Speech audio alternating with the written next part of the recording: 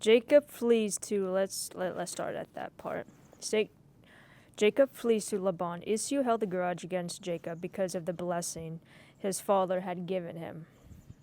He said to himself, "The days of mourning of my father are near, and then I will kill my brother Jacob." When Rebekah was told what her older son Esau had said, she sent for her younger son, Jacob, and said to him, "Your brother Esau, my son." It's so bright out here. The sun is reflecting to the page. Oh, that's better.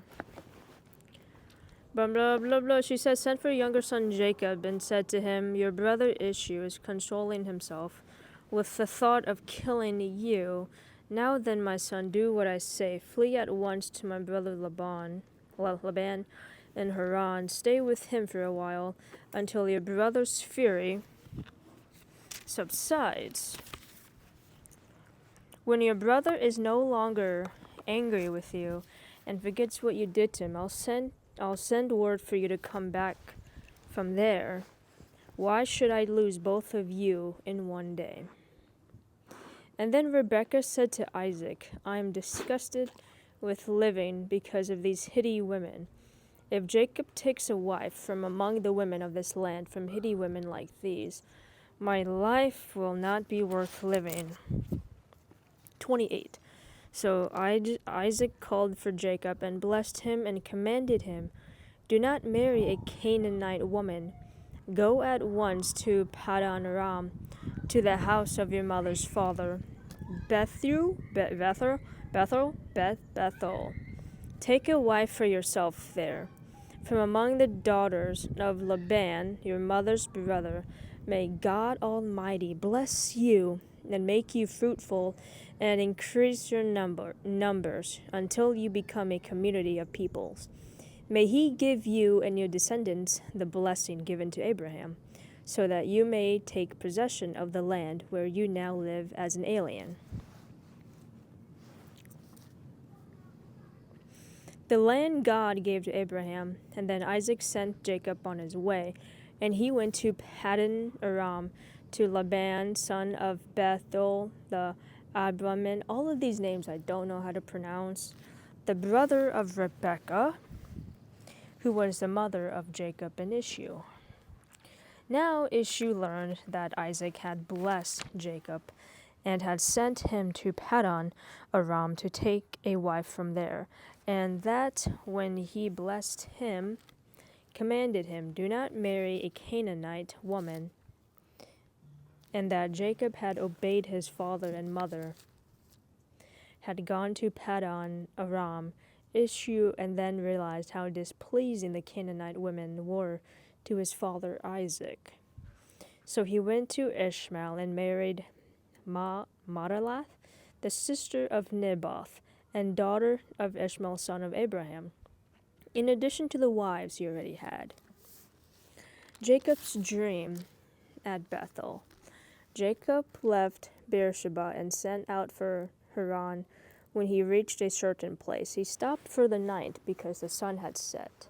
Taking one of the stones there, he put it under his head and lay down to sleep.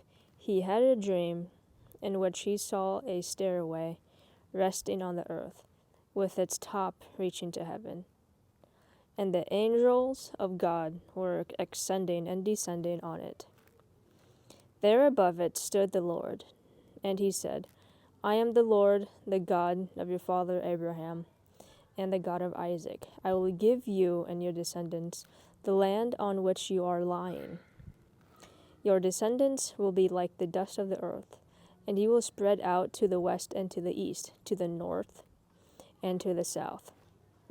All peoples on west and to the east, to the north and to the south." I think I've read that again. "All peoples on the earth will be blessed through you and your offspring. I am with you and will watch over you wherever you go, and I will bring you back to this land. I will not leave you until I have done what I have promised you." When Jacob awoke from his sleep, he thought, "Surely the Lord is in this place, and I am not aware of it." He was afraid and said, "How awesome is this place! This is none other than the house of God. This is the gate of heaven." Early the next morning, Jacob took the stone he had placed under his head and set it up as a pillar and poured oil on top of it. He called that place Bethel. Through the city used to be called Luz. And then Jacob made a vow, saying, "If God will be with me and will watch over me on this journey I am taking, and will give me food to eat and clothes to wear, so that I return safely to my father's house, and then the Lord will be my God, and this stone that I have set up as a pillar will be God's house, and all of that you will give me, I will give you a tenth." Jacob arrives in Paddan Aram, and then Jacob continued on his journey and came to the land of the eastern peoples. There he saw a well in the field with 3 flocks of sheep lying near it, because the flocks were watered from that well. The stone over the mouth of the well was large. When all the flocks were gathered there, the shepherds would roll the stone away from the well's mouth and water the sheep. And then they would return the stone to its place over the mouth of the well. Jacob asked the shepherds, "My brothers, where are you from?" "We're from Haran," they replied. He said to them, "Do you know Laban, Naor's grandson?" "Yes, we know him," they answered. And then Jacob asked them, "Is he well?" "Yes, he is," they said, "and here comes his daughter Rachel with the sheep." "Look," he said, "the sun is still high. It is not time for the flocks to be gathered. Water the sheep and take them back to pasture." "We can't," they replied, "until all the flocks are gathered and the stone had been rolled away from the mouth of the well, and then we will water the sheep."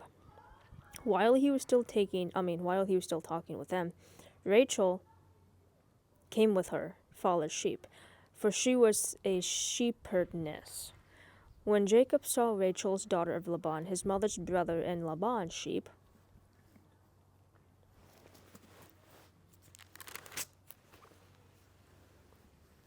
he went over and rolled the stone away from the mouth of the well and watered his uncle's sheep. And then Jacob kissed Rachel and began to weep aloud. What? He had told Rachel that he was a relative of her father and a son of Rebekah, so she ran and told her father. Okay. As soon as Laban heard the news about Jacob, his sister's son, he hurried to meet him. He embraced him and kissed him and brought him in his house. And there Jacob told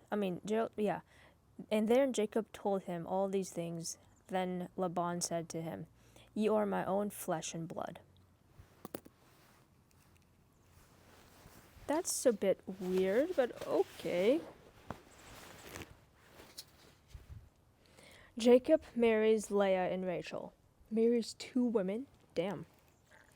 After Jacob had stayed with him for a whole month, Laban said to him, "Just because you are a relative of mine, should you work for me for nothing? Tell me what your wages should be." Now Laban had 2 daughters. The name of the older was Leah, and the name of the younger was Rachel. Leah had weak eyes, but Rachel was lovely in form and beautiful. Jacob was in love with Rachel and said, "I'll work for you 7 years in return for your younger daughter, Rachel." Laban said, "It's better that I give her to you than to some other man. Stay here with me." So Jacob served 7 years to get Rachel, and they seemed like only a few days to him because of his love for her. Aww.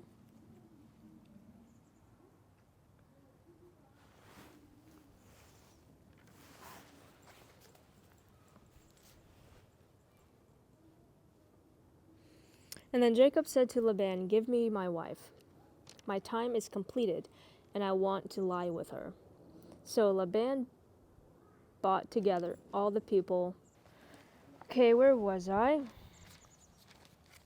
So Laban brought together all the people of the place and gave a feast. But when evening came, he took his daughter Leah and gave her to Jacob, and Jacob lay with her. And Laban gave his servant girl Zilpah to his daughter as his maidservant. So Jacob said to Laban, "What is this you have done to me? I served you for Rachel, didn't I? Why have you deceived me?" Laban replied, "It is not our custom here to give the younger daughter in marriage before the older one. Finish this daughter's bridal week, and then we will give you the younger one also, in return for another 7 years of work." So Jacob did so. He finished the week with Leah, and then Laban gave him his daughter Rachel to be his wife. Laban gave his servant girl Bilhah to his daughter Rachel as her maidservant. Jacob lay with Rachel also, and he loved Rachel more than Leah, and he worked for Laban another 7 years, Jacob's children. When the Lord saw that Leah was not loved, he opened her womb, but Rachel was barren. Leah became pregnant and gave birth to a son. She named him Reuben, for she said, "It is because the Lord hath seen my misery. Surely my husband will love me now." She conceived again, and when she gave birth to a son, she said, "Because the Lord heard that I am not loved, he gave me this one too." So she named him Simon. Again she conceived, and when she gave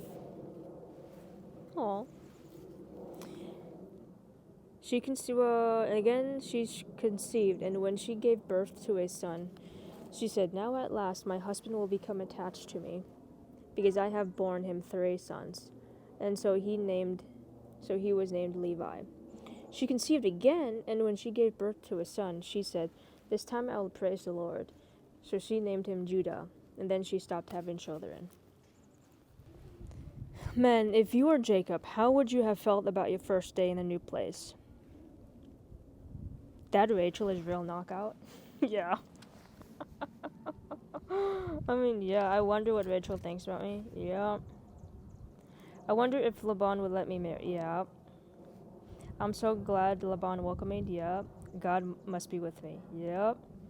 If you were Rachel, how would you have felt about Jacob's entrance? How romantic. God must be with him. What a gentleman. I like a man like Jacob who can show his emotions. I wonder if he thinks I'm attractive. 3. What do you think was the real reason Laban tricked Jacob and gave him Leah instead of Rachel?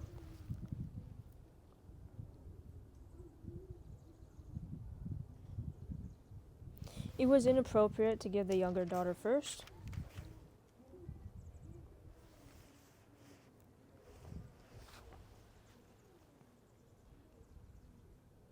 How could Laban's wedding night scheme work? That's what I like to know. It must have been really dark. It must have been dark. This page. This freaking. I would say it must have been dark. She must have kept a veil on. Jacob must have gotten drunk. Leah must have done a good impression of Rachel. When you have felt like Leah passed over and unwanted, when like Jacob and Rachel, have you had the rug pulled out from under your dreams and things turned out much different than I expected? I don't know if I could say that or not, but I do say that it feels like crap because I know what it feels like to be in second place. It does not feel good at all. You know, being picked last in PE class, or not even that, just in real life, just being average looking. It's a bit disappointing. So I agree with what Leah is going through right now. And 2, it's not about the looks as well, it's about the personality. We don't know what personality Rachel has. And assuming from what I've just read, it appears to me that Leah has a more adequate personality than Rachel, based on her personality, based on what I've read, and based on her looks. Not always do the ugliest people have the ugliest personality.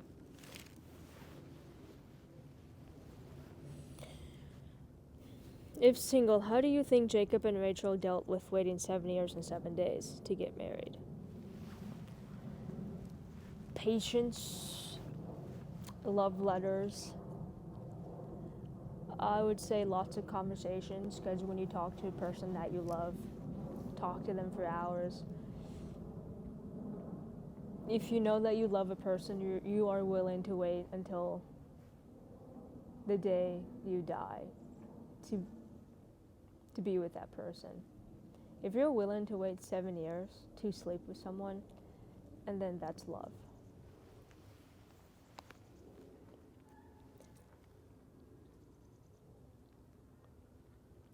How do you handle times of waiting in your dating life? I don't have a dating life, so I don't wait. It's just something that just doesn't happen for me. I'm not waiting on anyone. It sucks being single, but hey, you gotta do what you gotta do. If marriage is 7 years, Jacob waited seemed like only a few days then because of his love for Rachel. Regarding time and my marriage, it seems like if married,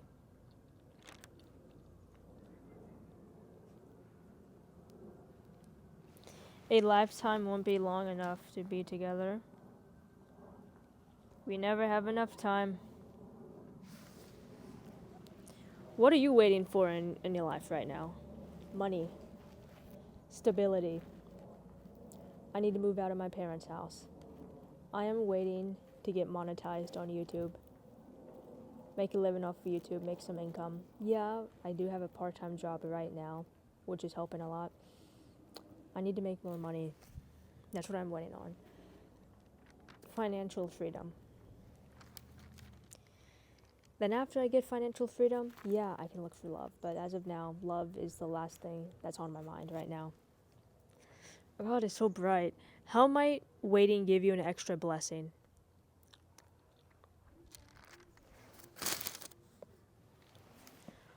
I'll appreciate it more when I get it. I'll also get patience, and I'll learn to trust in God. How can this group pray for me? That I get money? No.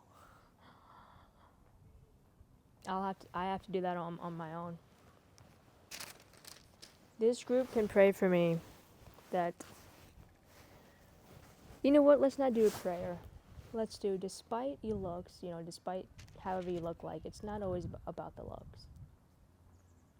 Only God can judge you. I know it's cliche to say that, oh, only God can judge me. It doesn't matter how ugly you are or how attractive you are.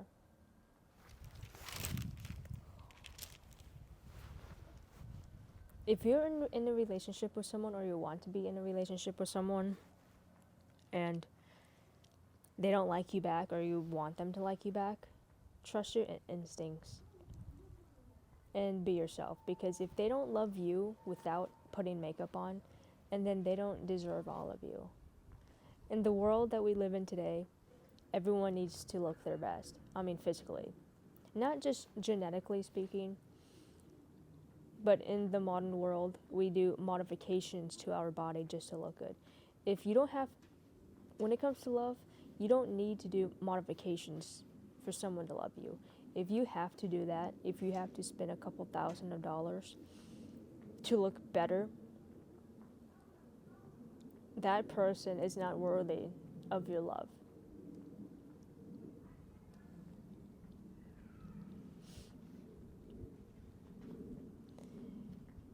Jacob is, so far in this story, Jacob is not a good guy.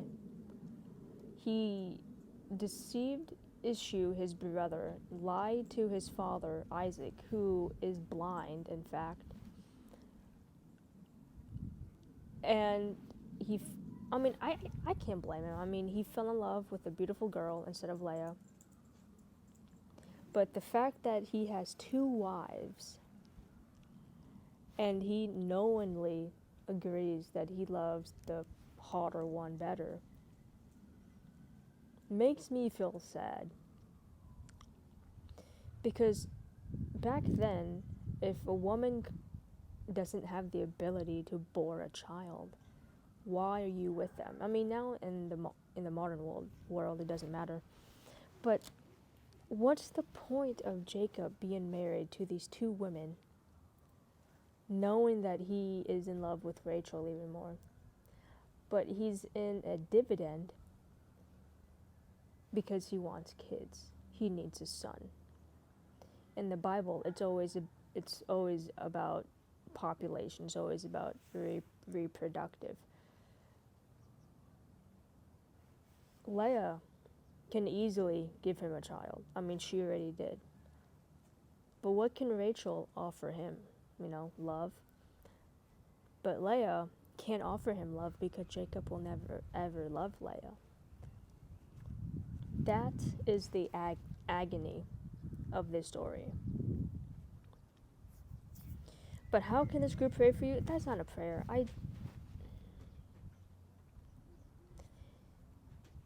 I pray that all of us find love of our lives. I pray that we all have financial freedom one day. And I'm going to be honest with you, in this world, no one can save you. God can't save you. Your mother can't save you. You have to do the work.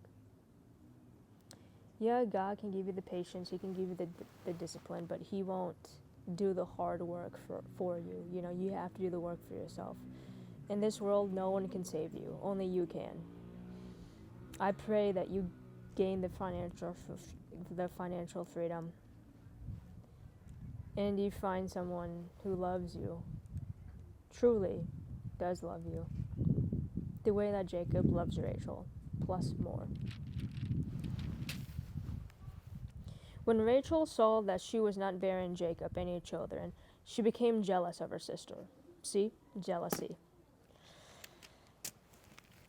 So she said to Jacob, "Give me children, or I'll die." Great, suicide. All right, Romeo and Juliet, here we go. And then she said, "Here is Bilhah, my maidservant. Sleep with her so that she can bear children for me, and through her I too can build a family." That's not really how it works. And then that means your kid is not really Rachel's kid, it's Bilhah's kid. So she gave him her servant Bilhah as a wife. Jacob slept with her. So she became pregnant and bore him a son. And then Rachel said, "God has vindicted me. He had listened to my plea and given me a son." Because of this, she named him Dan.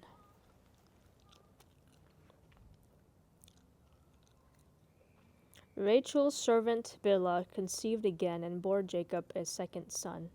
Damn, dude, all of these are sons. And then Rachel said, "I have a great struggle with my sister, and I have won." So she named him Niptal. When Leah saw that she had stopped having children, she took her maidservant Zilpah and gave her to Jacob as a wife. 4 wives? Leah's servant Zilpah bore Jacob a son, and then Leah said, "What good fortune!" So she named him Gad. Leah's servant Zilpah bore Jacob a second son, and then Leah said, "How happy I am! The woman will call me happy." So she named him Asher. During wheat harvest, Reuben went out to the fields and found some mandrake plants, I have no idea what that is, which he brought to his mother Leah. Rachel said to Leah, "Please give me some of your son's mandrakes." But she said to her, "Wasn't it enough that you took away my husband? Will you take my son's mandrakes too?" "Very well," Rachel said. Oh, the sun's in my eyes. The sun is moving.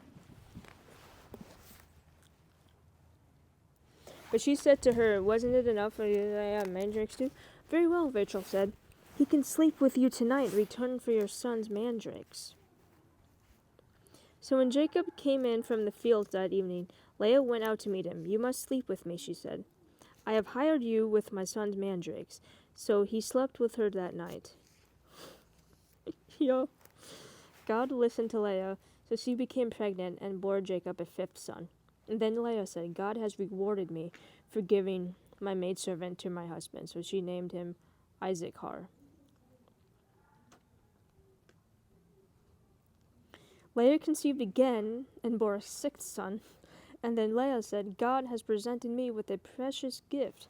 This time, my husband will treat me with honor, because I have bore him six sons. So she named him Zipplum. Soon time later, she gave birth to a daughter and named her Dinah. Finally,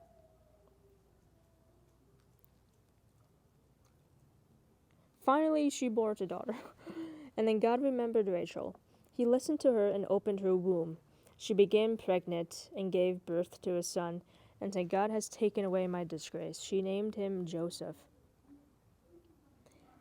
and said, May the Lord add me to another son. Is this the same Joseph that gave birth? Not gave birth, that was with Mary, with Jesus, Joseph and Mary?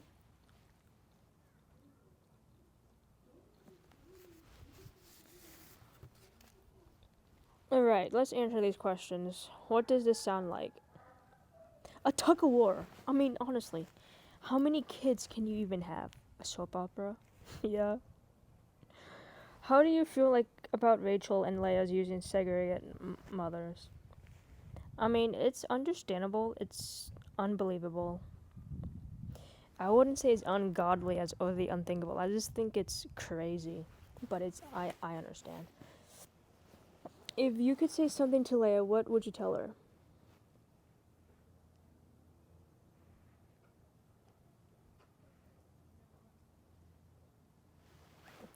Go to Rachel and work things out.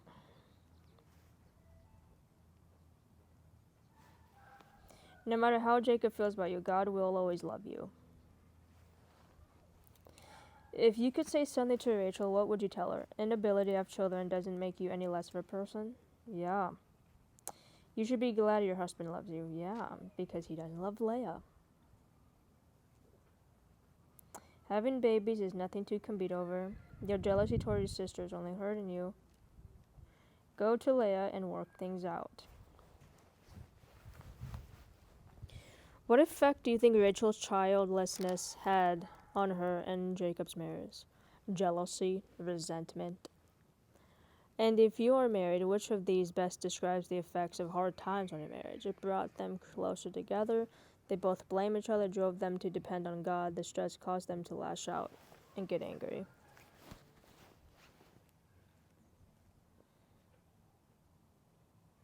How could God bless and use such a dysfunctional family? What is the biggest problem in your family? Me being gay? This hair?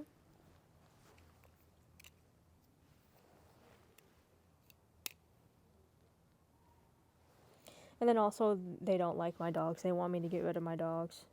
It's a long story. how how do you contribute to the problem? I have dogs, and I'm a lesbian. In what areas do you feel compelled to keep with or compete with others? Financially.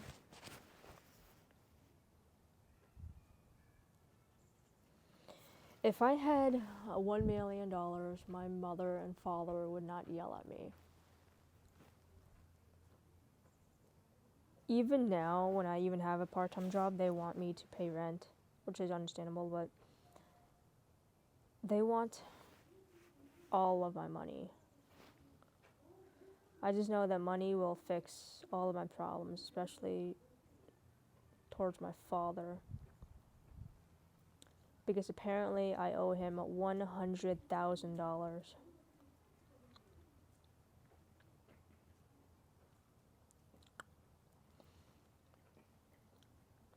I guess that is how much it took to raise me from ages 18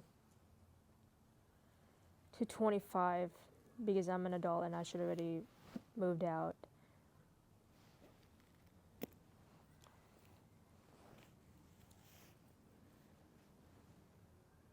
And I plan to give my father that much money. So I just need more time.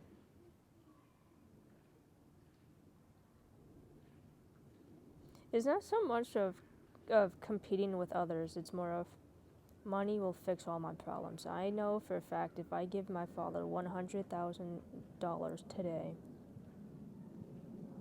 he would be so happy and he wouldn't even worry about me having dogs. He wouldn't even worry about me being gay.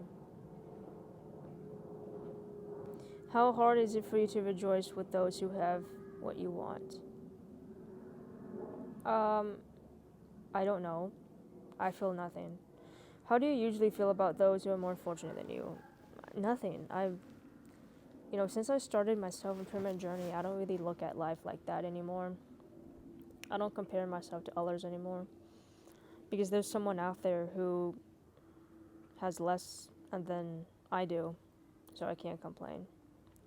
There's people out there who are gay and their parents have already kicked them out, and I'm still here. I can't complain.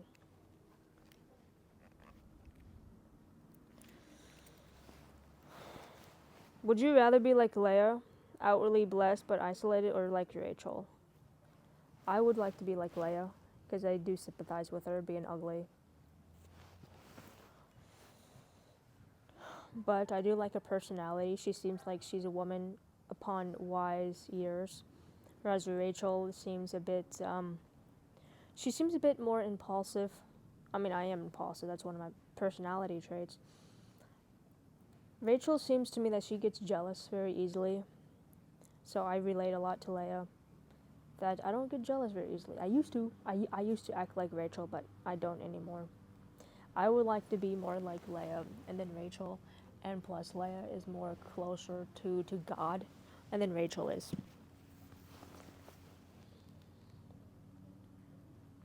Which one comes closer to describing your life right now, Leah? How would this group lift you up in the prayer?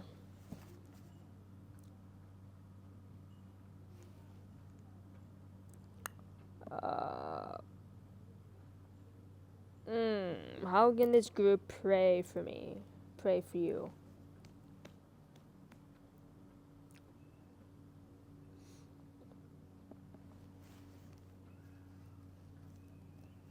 That's a hard one. I don't know. Do you want to skip that one, people? Do you want to skip that one, guys? I'm not sure. How many chapters are left in Genesis? I'm on 30 right now.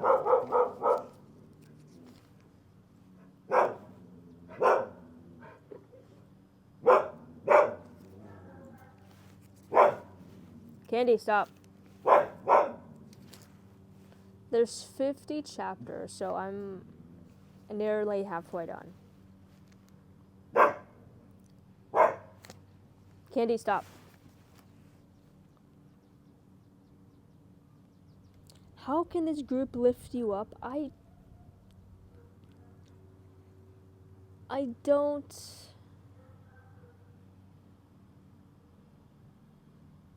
I'm trying to make this as educational as possible, but I really don't know how I could, because we just prayed. This week I don't really have a prayer. I don't know. Okay, let's finish off this last piece of the chapter. Jacob's flocks increase. After Rachel gave birth to Joseph, Jacob said to Laban, "Send me on my way so I can go back to my own husband. So I could go back to my own homeland. Give me my wives and children, for whom I have served you, and I will be on my way. You know how much work I've done for you." But Laban said to him, "If I have found favor in your eyes, please stay. I have learned from my divination that the Lord has blessed me because of you." He added, "Name your wages, and I will pay them." Jacob said to him, "You know how I have worked for you, and how your livestock has fared under my care. The little you had before I came has increased greatly, and the Lord had blessed you wherever I have been. But now when may I do something for my own household? What shall I give you?" he asked. "Don't give me anything," Jacob replied. "But if you will do this one thing for me, I will go on tending your flocks and watching over them. Let me go through all your flocks today and remove from them every speckled or spotted sheep, every dark-colored lamb, and every spotted or speckled goat. They will be my wages, and my honesty will testify for me in the future. Whenever you check on the wages you have paid me, any goat in my possession that is not speckled or spotted, or any lamb that is not dark-colored will be considered stolen." "Agreed," said Laban. "Let it be as you have said." That same day he removed all the male goats that were streaked or spotted, and all the speckled or spotted female goats, all that had white on them, and all the dark-colored lambs. And he placed them in the care of his sons. And then he put a 3-day journey between himself and Jacob, while Jacob continued to tend to the rest of Laban's flocks.